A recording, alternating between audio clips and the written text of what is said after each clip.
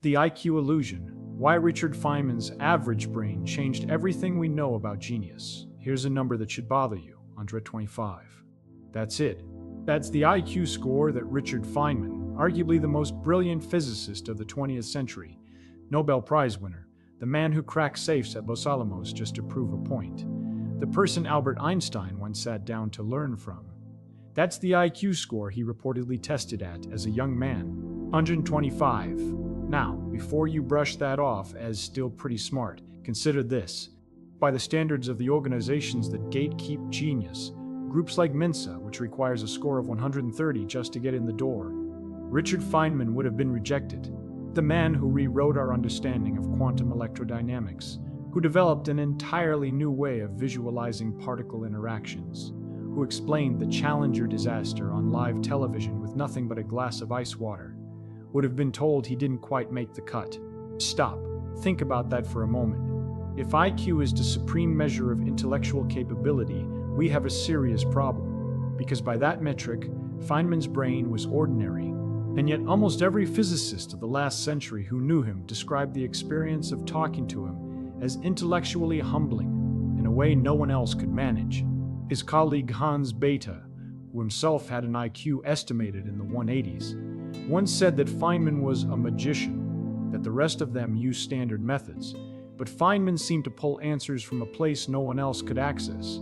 So what was actually going on? The answer to that question doesn't just change how we think about Feynman. It changes how we think about thinking itself. And if you've ever looked at your own test scores and quietly decided you weren't smart enough to do something extraordinary, what we're about to explore might be the most important thing you hear this year. Let's start by understanding what IQ actually measures, because most people have a fundamentally distorted picture of it. The IQ test was invented in 1904 by a French psychologist named Alfred Binet. And here's the part that gets quietly omitted in most conversations about intelligence. Binet himself was deeply opposed to using his test to rank people's innate intellectual worth. He designed it specifically to identify children who needed additional educational support. That was it. That was the whole purpose. He was so concerned about misuse that he explicitly warned against treating the scores as a fixed, permanent measure of intelligence. He wrote that the scale he had developed was a rough guide, not a verdict, a diagnostic tool, not a definition. History ignored him almost immediately. By the time the test arrived in America, it had been transformed into something Binet never intended: a ranking system, a sorting mechanism, a way of deciding who was worth investing in and who wasn't. And over the following century, that misuse calcified into something that feels, to most people today, like scientific truth. Here's what IQ tests actually measure: a specific, narrow set of cognitive skills: pattern recognition, logical sequencing, spatial reasoning, working memory under time pressure. These are real skills. They're genuinely useful. And people who score well on them tend to do well in academic environments specifically designed to reward those same skills. But here is what IQ tests do not measure: curiosity, creativity, the ability to hold contradictory ideas in suspension and find the productive tension between them, the drive to understand something so completely that you could explain it to a child, the willingness to sit with confusion long enough for real insight to emerge, emotional intelligence, collaborative thinking, the capacity for wonder. And it is precisely those unmeasured qualities, every single one of them, that made Feynman who he was. Now you might be thinking, okay, but 125 is still above average. Maybe Feynman just had a high enough IQ for that his other qualities could do the rest of the work. That's fair. But here's where it gets interesting. When you look at the research on high achievement, genuine, world-altering, paradigm-shifting achievement, the correlation with IQ scores becomes surprisingly weak above a certain threshold. Psychologists call this the threshold hypothesis. The idea is that you need a minimum level of cognitive horsepower to function in demanding intellectual domains. Below that threshold, IQ matters a lot, but once you're above it, somewhere in the range of 115 to 120, additional IQ points stop predicting who does extraordinary work. A landmark study by psychologist Liam Hudson in the 1960s followed a group of highly intelligent students through their careers and found that the ones who made the most creative contributions were not the ones with the highest test scores. Divergent thinkers, people who generated many possible solutions, who made unusual connections, who were comfortable with ambiguity, outperformed convergent thinkers even when the convergent thinkers had measurably higher IQs. Feynman, by every account, was the ultimate divergent thinker. His approach to problems was almost perversely indirect. Where other physicists would attack a problem using established methods, the mathematical machinery that had been developed over decades, Feynman would often start from scratch. He would rebuild the problem from its foundations, asking not how do we solve this, but why does this problem exist in the first place? This is a fundamentally different cognitive operation, and it is not what IQ tests measure. He described his own process once in an interview that has become something of a legend among physicists. He said that when he was working on a difficult problem, he would carry it around with him, not actively working on it in the conventional sense, not sitting at a desk grinding through equations, but just holding it, letting it live in the background of his mind, playing with it the way a child plays with a stone, turning it over, feeling its weight, wondering about its texture, and then, at some unexpected moment, something would click. This is what people misunderstand when they talk about Feynman's slow thinking. It wasn't slow because his brain processed information slowly. It was slow because he refused to accept the first answer that presented itself. He was constitutionally unable to be satisfied with an explanation he didn't truly understand. And in a field where most people learn to work with mathematical tools they only partially comprehend, where you can get the right answer without really knowing why it's right, that refusal was, paradoxically, a superpower. Let's do a thought experiment. Imagine two students learning about quantum mechanics for the first time. Student A has a very high IQ. She's excellent at memorization and pattern recognition. She learns the mathematical formalism quickly, gets excellent grades, can solve the problem sets with impressive speed. She knows how to use the equations. Student B takes longer. He struggles with the formalism, but he keeps asking why at every step. Why do we use this particular mathematical structure? What does it actually mean for an electron to have a wave function? If I can't measure both position and momentum simultaneously, what does that mean about the nature of reality? Not just the limits of measurement. His professors find him slightly exhausting. Now, 20 years later, who has contributed more to our understanding of the universe? The research strongly suggests it's student B, and the history of physics confirms it repeatedly. Niels Bohr was famously difficult to talk to. He spoke in unfinished sentences, circled around ideas, refused to settle on a formulation until he felt it was right. Wolfgang Pauli was notorious for tearing apart arguments that worked mathematically but felt physically wrong. Einstein himself spent years resisting quantum mechanics not because he didn't understand it, but because he understood it too well and couldn't accept what it implied. These were not people who thought fast. They were people who thought deeply, and depth, unlike speed, is not what IQ tests reward. Feynman made this explicit in his own teaching philosophy. He believed that the greatest enemy of understanding was the illusion of knowledge. The student who could reproduce a formula on an exam, but had no physical intuition for what it meant. That student, Feynman thought, was worse off than the student who admitted they didn't understand anything yet. At least the second student knew where they actually stood. He had a test he used to apply to his own understanding.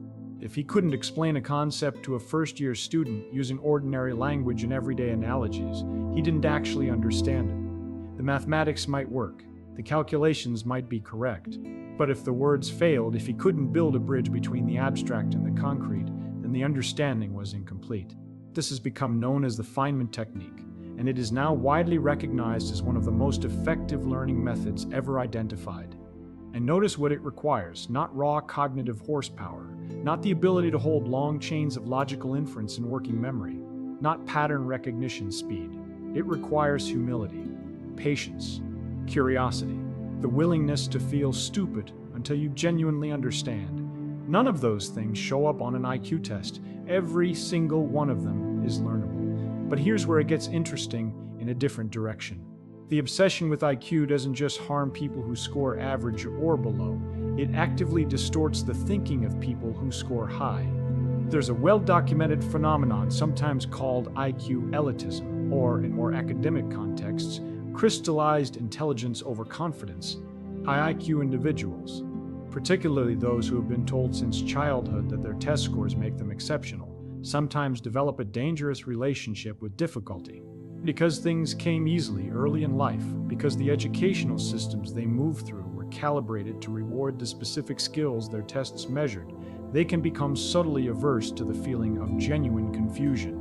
And genuine confusion, the honest, productive, uncomfortable kind, is exactly where real understanding lies. Feynman had no such aversion. By every account, he loved not knowing. He found the state of not yet understanding not threatening, but exciting. When someone posed a problem he couldn't immediately solve, his response was delight rather than defensiveness. This is not a function of IQ.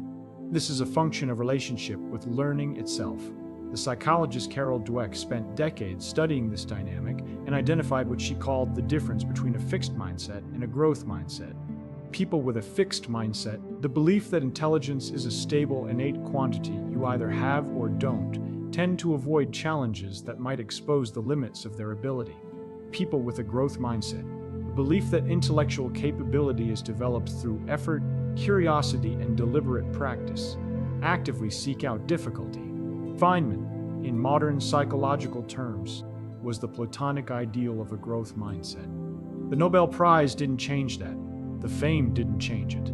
Even late in his life, already legendary, he was still approaching new fields with the open curiosity of a beginner. He learned to draw. He learned to play bongo drums. He got deeply into the biology of the cell late in his career.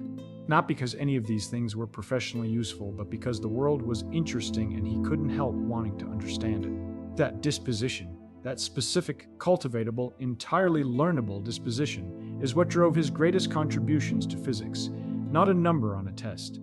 Now let's revisit the thought experiment from earlier, but push it further. Imagine you had access to two consultants. One has an IQ of 160 and approaches every problem with the tools and frameworks she already knows. She's confident, efficient, and right about 85% of the time. The other has an IQ of 125 and approaches every problem as if encountering it for the first time. He rebuilds his understanding from the ground up on every problem. He's slower, he's messier. He asks questions that sometimes feel almost embarrassingly basic. But when he solves a problem, he understands it in a way that reveals connections no one else noticed. Which one is more likely to solve the problem that has never been solved before? This is not a hypothetical. This is essentially the choice that the Manhattan Project physicists faced when Feynman arrived at Los Alamos. He was younger than most of them. His credentials were modest, and his approach was baffling to colleagues trained in the more formal European tradition. But when the problems were genuinely hard, when nobody had a pre-existing framework that worked, Feynman's method turned out to be uniquely suited to the situation. Because he had never learned to lean on frameworks he didn't fully understand, he didn't have the limitation of those frameworks when the situation called for something new. Hans Bethe, who ran the theoretical division and was nobody's idea of a slow thinker, explicitly described Feynman as irreplaceable. Not impressive, not one of our best, irreplaceable. That is a word that IQ scores have never predicted and never will. So where does this leave us? If IQ isn't the master key to exceptional thinking, if the qualities that actually distinguish the Feynmans of the world are curiosity, depth, intellectual humility, willingness to sit with confusion, and the compulsion to understand rather than merely perform understanding, then what does that mean for the rest of us? It means the door is open. Not wide open in a way that dissolves all distinctions or pretends that effort alone equals genius, but open in a far more meaningful way than the IQ mythology allows.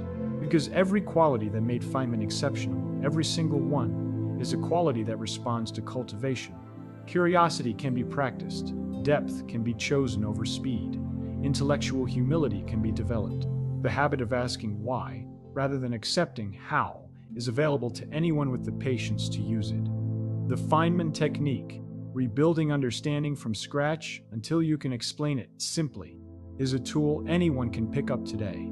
The fixed mythology of IQ tells you that the game was decided before you sat down, that there are the gifted and the rest, the Mensa members and everyone else, the 160s and the 125s, and the gap between them is unbridgeable.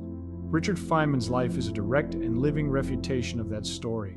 He didn't change physics because he was born with a brain that processed information faster than anyone else. He changed physics because he was more genuinely curious than almost anyone else, because he was more willing to feel stupid in pursuit of real understanding, because he cared more about what was actually true than about appearing smart, because he brought the delight of a child to problems that made seasoned professionals retreat into safe abstraction. Those are not genetic gifts, they are choices. Repeated, habitual, cultivatable choices. Here's the reflection Feynman himself might offer, if he were sitting across from you right now. He once said that the pleasure of finding things out is the greatest pleasure there is, not the pleasure of knowing things, not the pleasure of being recognized for knowing things, the pleasure of finding them out, the process, the journey from confusion to clarity, the moment when something clicks and the world is slightly more comprehensible than it was before. That pleasure is available to everyone. It doesn't require an IQ of 160 or a physics degree or a Nobel Prize. It requires only what Feynman had from the beginning and never stopped cultivating, the decision to care more about understanding than about appearing to understand. The next time someone or some number tells you that you're not quite smart enough, remember the man who would have been rejected from Mensa, the man who sat alongside Einstein, the man who, when asked how he solved problems no one else could solve, essentially said, "I just refuse to stop being curious." That is available to you, right now, today. And isn't that the most interesting thing you've heard all week? If it is, there's more where that came from. Every concept we explore here is approached the same way Feynman approached everything, with the conviction that if something is genuinely understood, it can be genuinely explained, and that the universe, in all its complexity, is not beyond the reach of a curious mind willing to take the long way to understanding. The long way, as it turns out, is where all the best discoveries live.